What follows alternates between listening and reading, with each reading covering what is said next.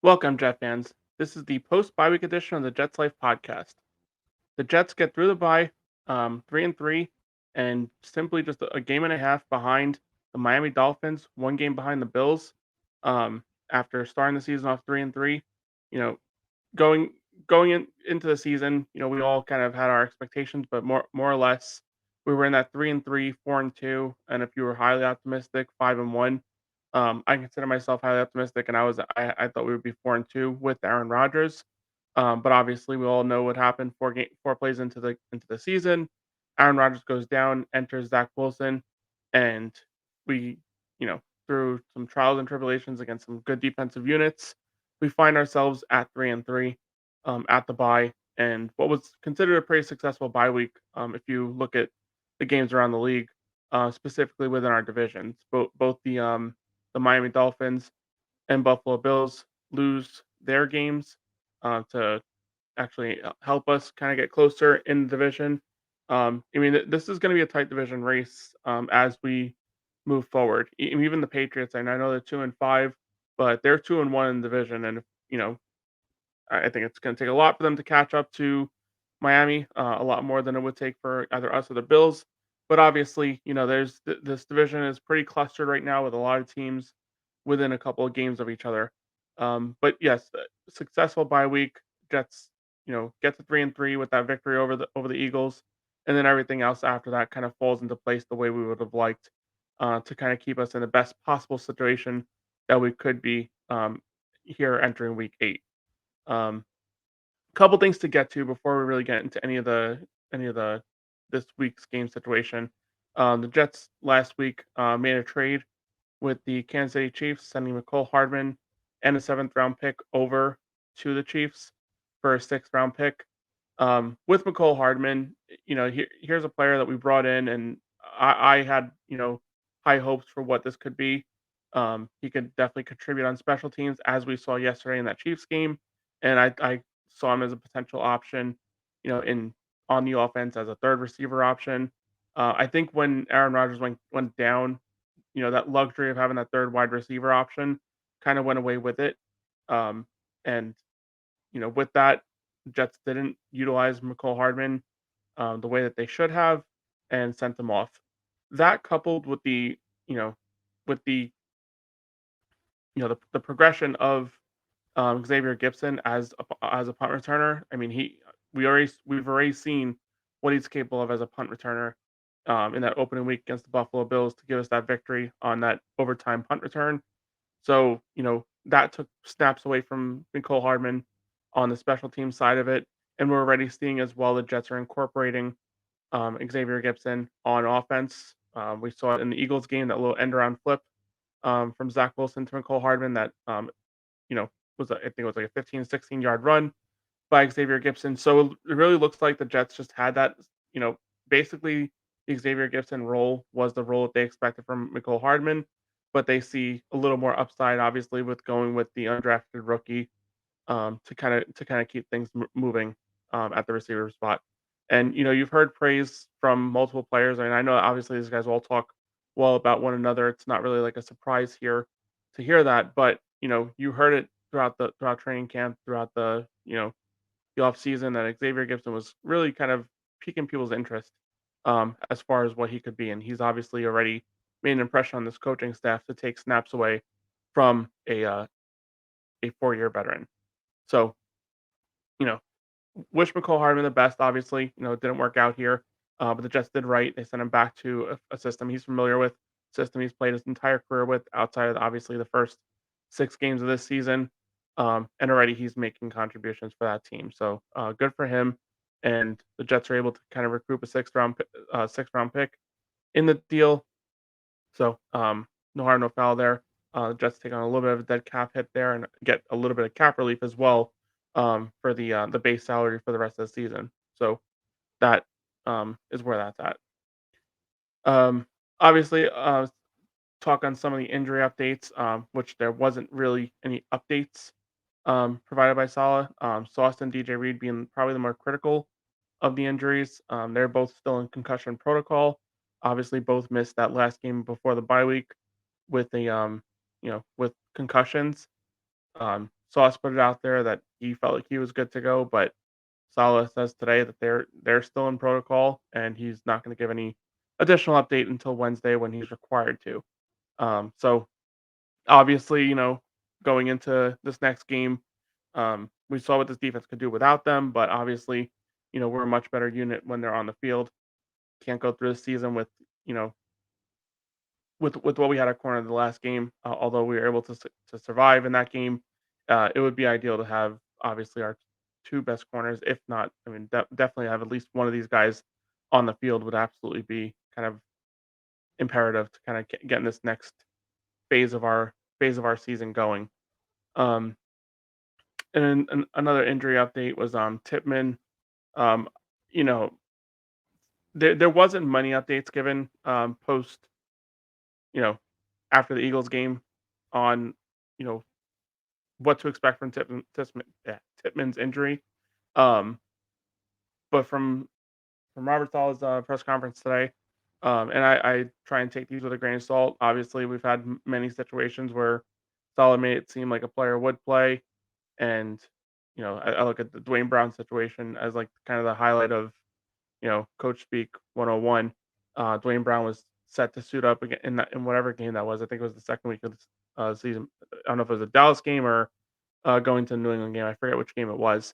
But Dwayne Brown was, you know, projected to play according to Robert Saleh, and then all of a sudden, either the day before or a few hours before the game started, the Jets labeled him on IR, which eventually results in him missing four consecutive games. So I don't really know what to take out of the Titman situation.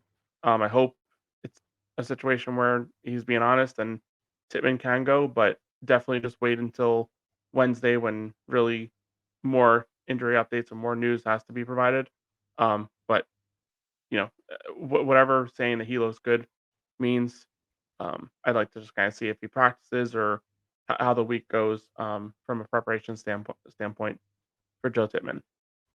Um, And obviously, we get into this game against the Giants. I'm gonna give more of a actual preview kind of thing as we get closer to the game. But obviously, kind of the bigger storyline is what's gonna happen at the quarterback position for the Giants.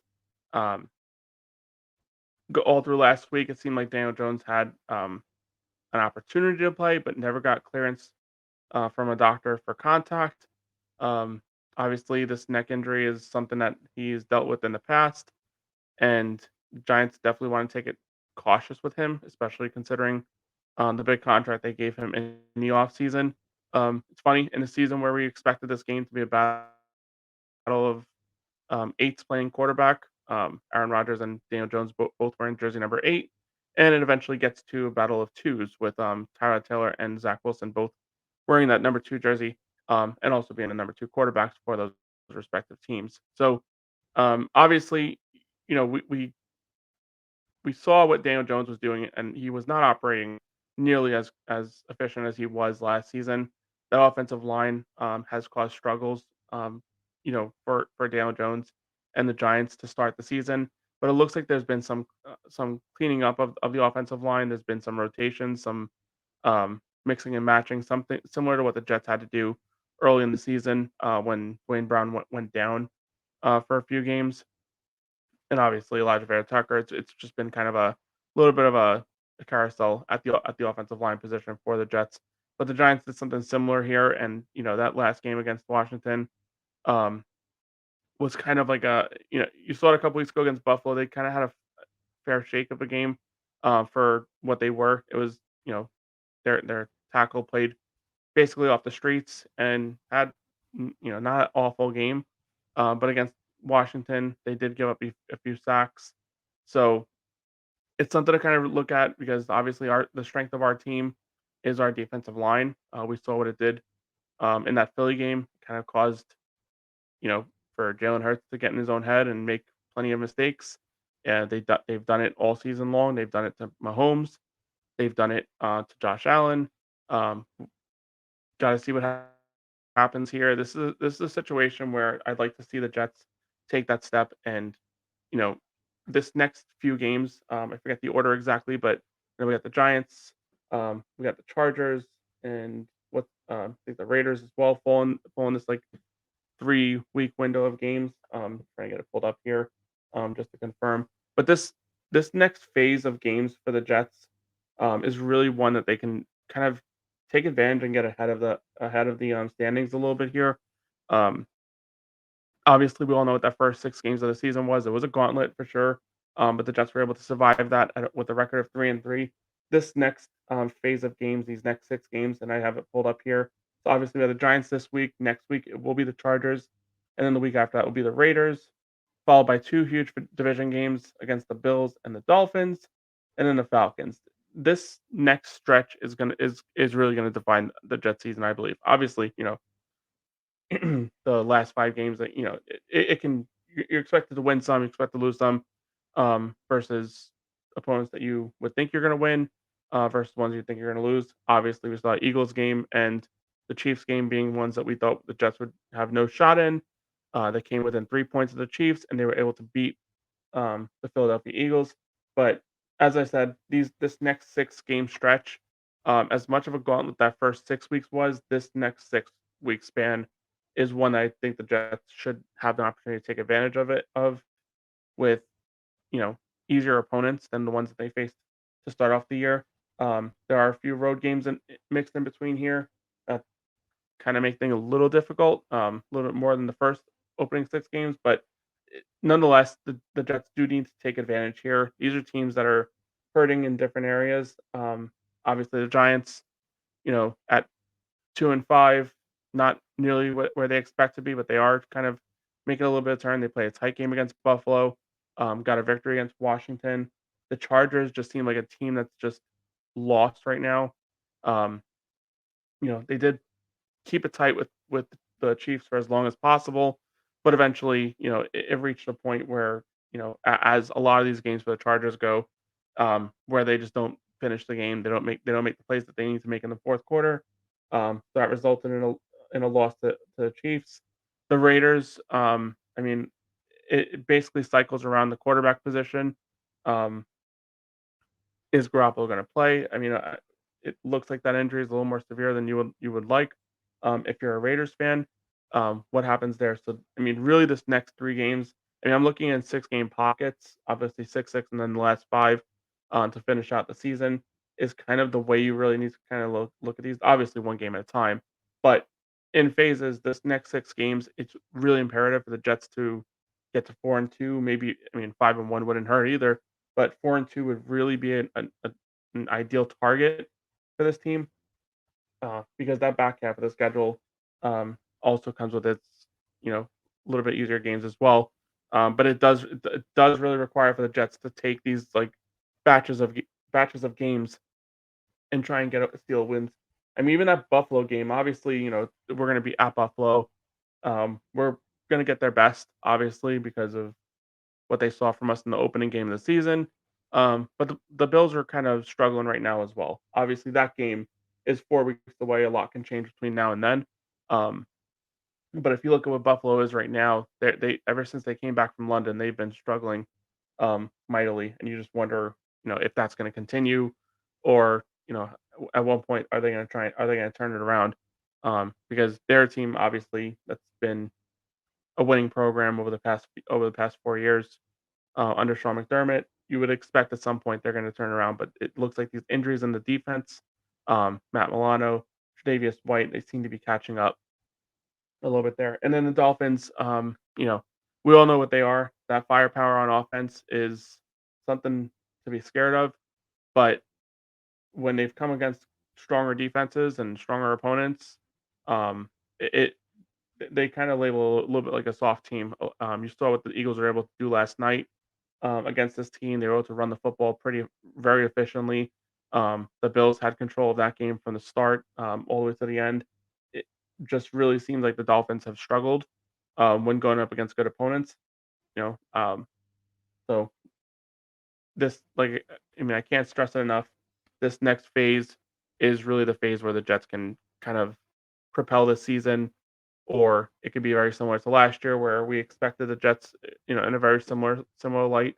That first 9 games was a gauntlet for the Jets last year, and the Jets were able to get through with it and got a 7-4 record or 6-3 record through the first 9 games, and ended up going, losing the last 6 games of the year. 1-7, I think, was the how they ended the season in that last 8 games.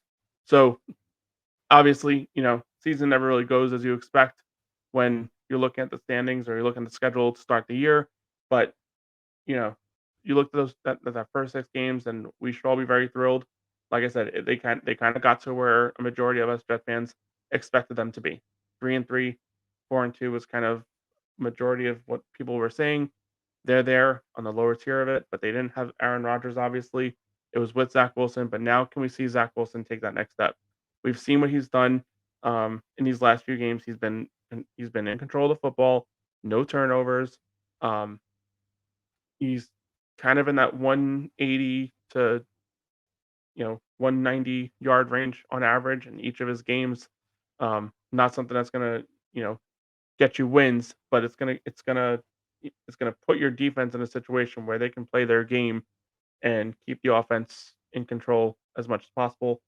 So just want to see if Zach Wilson, now that they're through those tough defenses, the Giants are a good test here. Although that defense is playing better, it's one that struggled early in the season. Or have the Giants taken a turn on defense, and is this kind of now another tough defense for Zach Wilson to play? Or can Zach Wilson and his Jets offense take advantage of a Giants team that has struggled through the earlier part of the season? Um, Again, we'll talk more in detail on the actual game, but obviously going through the rest of the season, it's going to be imperative for the Jets to really take a look at this next 6 game slate and take advantage however possible and try and get some victories against teams that are struggling at the moment. Um, so if you haven't already, just want to close out. Please like and subscribe to the channel. All your support is highly appreciated as I'm trying to grow this channel. Thank you, Jeff fans, and get ready for a ride. It's gonna be an interesting last 11 games of the season. Let's go.